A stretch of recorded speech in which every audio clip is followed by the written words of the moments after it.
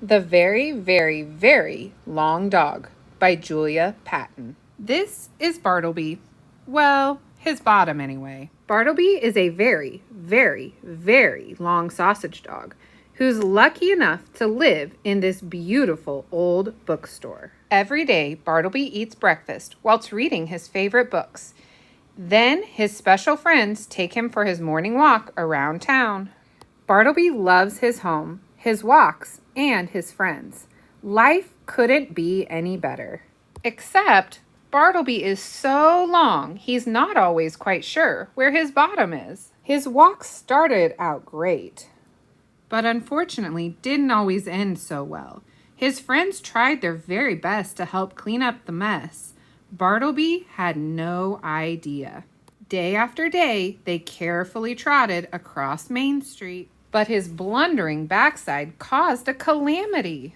Oh, Bartleby. They cautiously took a diversion around the construction site, but his bungling behind created even more chaos. Oh, Bartleby. Oh my, we're terribly sorry. One day, Bartleby's reckless rear made so much mayhem that not even his friends could fix it this time. Oh, Bartleby. Bartleby heard yelling and shouting and turned back to investigate. He would get to the bottom of this and find the culprit. Grrr. Poor Bartleby realized that it was his very own bottom that had caused all the crashing and bashing and making everyone unhappy. He ran all the way home and was so sad he didn't even read his favorite bedtime story. He still ate his dinner. He vowed he would never leave the bookstore again. Bartleby's friends were heartbroken to see him so sad. They loved him just the way he was. They rummaged through all the bookshelves, searching for answers. They concocted the most marvelous plan that just might make Bartleby feel better.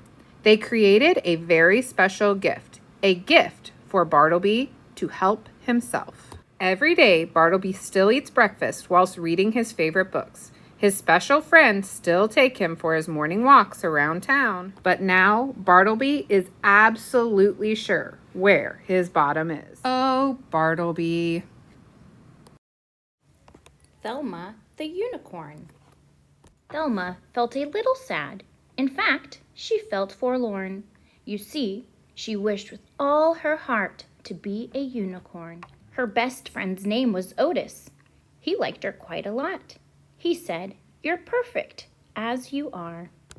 But Thelma said, "I'm not." And that was when she saw it, a carrot on the ground. It gave her such a great idea. She squealed and jumped around. She took that simple carrot and she tied it to her nose. "I'll say that I'm a unicorn. It might just work. Who knows?" Well, as she did, a truck drove by. The driver rubbed his eyes. "Good grief! Is that a unicorn?" he shrieked in great surprise. As Thelma watched the swerving truck, it very nearly hit her.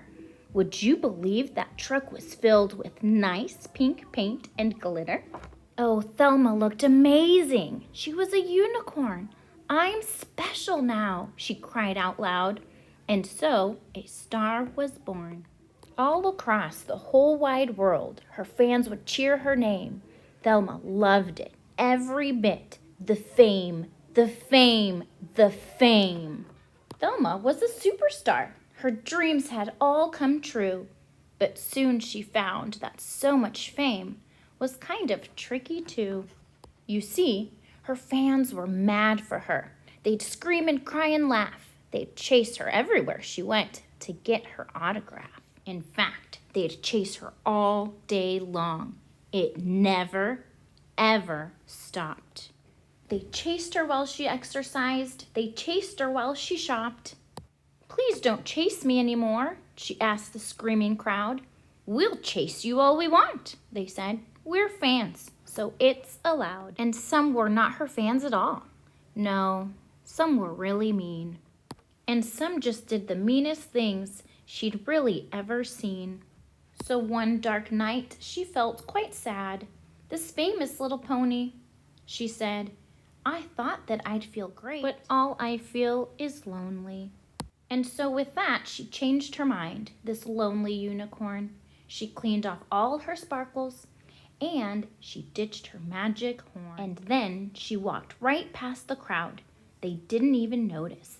She thought how nice that it would be to see her lovely Otis. And when he asked about her trip beneath their favorite tree, she simply said, "Oh, it was fun, but I'd rather just be me."